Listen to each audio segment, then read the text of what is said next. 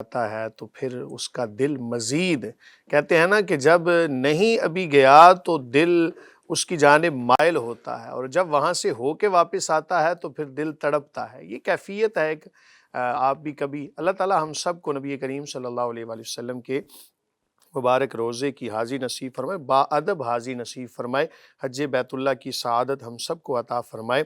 Programme کے اگلے مرحلے کی جانب بڑھتے ہیں۔ جیسا کہ آپ جانتے ہیں کہ ہمارا اگلا مرحلہ سوالات و جوابات کی نشست پر مشتمل ہوتا ہے۔ آپ احباب کے سوالات ہمیں موصول ہوتے رہتے ہیں، بڑے کومنٹ بھی آپ کے آتے رہتے ہیں، اچھے کومنٹ کیا کریں، اس سے نا تربیت کا پتہ چلتا ہے ہمیں۔ یقیناً یہ جب ہم آپ کے کومنٹ پڑھتے ہیں نا کئی لوگوں کے، تو کچھ ایسی لینگویج ہوتی ہے، کچھ ایسی زبان ہوتی ہے جس سے پتہ چلتا ہے کہ ہمیں ابھی بہت زیادہ تربیت کی ضرورت ہے۔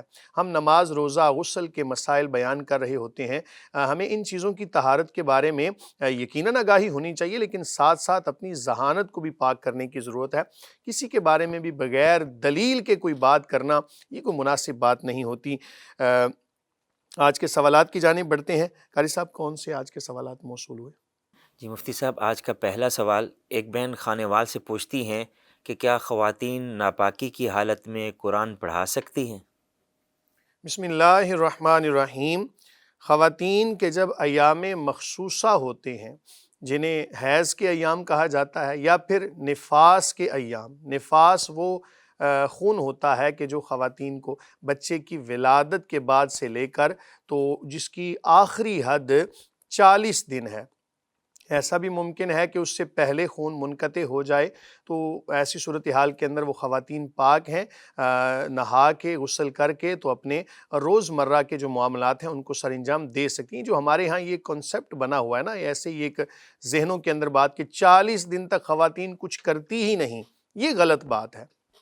آخری حد اس کی 40 دن ہے، اس سے پہلے جب بھی کوئی ایسا انقطاع درمیان میں آ جائے، خون آنا بند ہو جائے، تو ایسی صورتحال کے اندر غسل کر کے اپنے روزمرہ کے جو معاملات ہیں ان کو سر انجام دیں۔ اس کے اندر اور بھی کافی تفصیل ہے، میرا مقصد صرف اشارہ کرنا تھا۔ اس کے بعد جو حیض کے دوران جو خون آتا ہے اسے بھی ناپاک خون کہا جاتا ہے، جس کے بارے میں قرآن مجید فرقان حمید میں ارشاد باری تعالیٰ ہے، یسألونک عن المحیض قل هو اذن فاعتزلوا النساء فی المحیض ولا تقربوهن حتی یطہرن۔ اس کے آگے بھی آیات ہیں، ان کا آپ مطالعہ کریں گے تو مزید رہنمائی مل جائے گی۔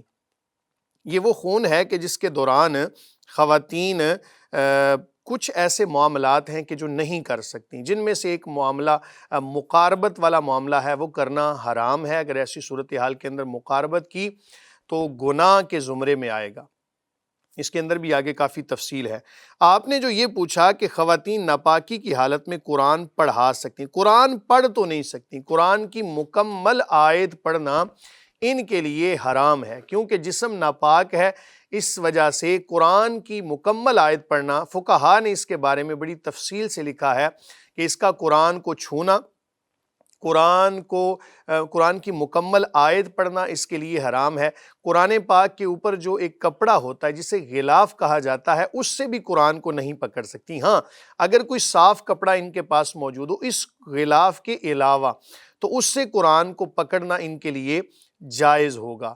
اب مسئلہ بنتا ہے اس خاتون کے لیے کہ جو قرآن پڑھاتی ہو، تو اس کے لیے یہ ہے کہ اس دوران میں قرآن کو سن لے، پڑھے نہ۔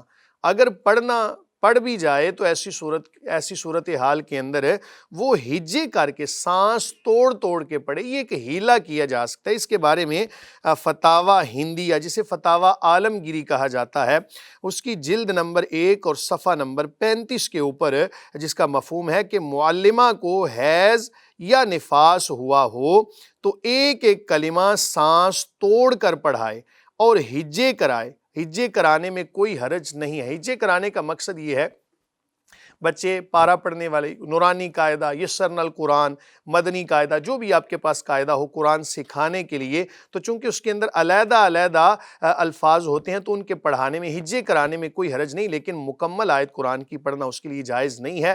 اس کے علاوہ اور بھی اس کے اندر بہت ساری جو چیزیں ممنوع ہیں اس خاتون کے لیے، وہ بھی انشاءاللہ کسی پروگرام میں تفصیل کے ساتھ ذکر کریں گے۔ آپ کا جو سوال تھا انشاءاللہ العزیز اس کا جواب آپ کو مل گیا ہوگا۔ مفتی صاحب، قرآن پاک کو الگ الگ کر کے پڑھنا، ایک ایک کلمہ پڑھنا، تو اس کا طریقہ کیا ہوگا؟ اگر پڑھ کے سنا دے سورہ اخلاص ایک آیت یا دو آیتیں، اس سے پتہ چل جائے گا توڑ کے کیسے کیسے پڑھ مثلا سکتے؟ توڑ کے پڑھنا ہے نا، آپ نے سورہ فاتحہ پڑھنی ہے مثال کے طور پر، تو آپ پڑھیں الحمد، اب سانس توڑ دیا، یہ کلمہ علیحدہ ہو گیا، للہ پھر علیحدہ ہو گیا، رب علیحدہ، العالمین، رب لفظ رب جو ہے اس کو علیحدہ کر لیں، عالمین کو علیحدہ، تو اس طرح آپ پڑھانا اگر مجبوری بن جائے تو ایسی صورتحال کے اندر پڑھانے سننے میں کوئی حرج نہیں ہے۔ مثال کے طور پہ ایک خاتون اگر حفظ کرواتی ہے تو بچیوں نے منزل سنانی ہے، تو ایسی صورتحال کے اندر سننے میں اس کے لیے کوئی قباحت نہیں، صرف اس کے لیے پڑھنا، مکمل آیت پڑھنا یہ جائز نہیں ہے۔ جو اسلامک ٹیچرز ہوتی ہیں فیمیل، تو وہ اپنے اداروں میں یہی عمل دہرا سکتی ہیں؟ بالکل ایسا ہی کریں۔ اسلامیات کتاب ہے، یہ کوئی بھی صرف قرآن پاک کے حوالے سے ایک ادب کا تقاضا ہے، اس کے علاوہ دیگر جو کتب ہیں، ذکر و اذکار ہیں، بلکہ اچھا ہوا آپ نے اس پر روشنی ڈالی۔ میں ایک مسئلہ بھی بیان کر دوں خواتین کے لیے جو کہ بڑا اہم اور ضروری ہے، اور اس پر پوری توجہ کیجیے گا۔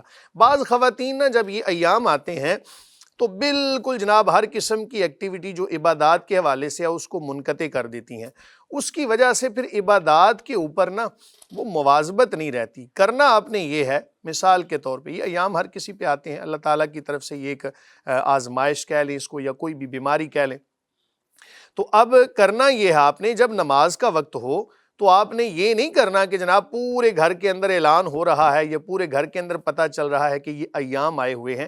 آپ نے کرنا یہ ہے کہ آپ ظاہری طور پہ وضو کر لیں، اس میں کوئی حرج نہیں ہے، ظاہری طور پہ آپ اپنے اعضاء کو دھو لیں، جائے نماز بچھا لیں، اور آپ بیٹھ کے جتنی دیر میں نماز پڑھی جاتی ہے آپ ذکر و اذکار کر لیں۔ اس طرح ایک عادت بنی رہے گی، اور کسی کو اس بات کے بارے میں کوئی واضح طور پہ پتہ بھی نہیں ہوگا، کوئی پتہ لگنے میں حرج بھی نہیں ہے۔ لیکن ایک آسن طریقہ یہ ہے کہ بہت ساری ایسی باتیں ہوتی ہیں کہ جن کو واضح طور پر بیان کرنا یا کسی کے سامنے اگر وہ باتیں کھل جائیں تو کوئی مناسب بات نہیں ہوتی، اس لیے طریقہ یہ اختیار کریں ان اوقات کے اندر تسبیحات کے اوپر اپنا معمول بنائیں، جائے نماز پہ بیٹھ جائیں، اللہ تعالیٰ سے دعا کریں، ذکر و اذکار کریں، تسبیح فاطمہ پڑھیں، اور اس کے علاوہ دیگر جو ذکر و اذکار ہیں، درود پاک آپ پڑھ سکتی ہیں، اس میں کوئی حرج نہیں ہے۔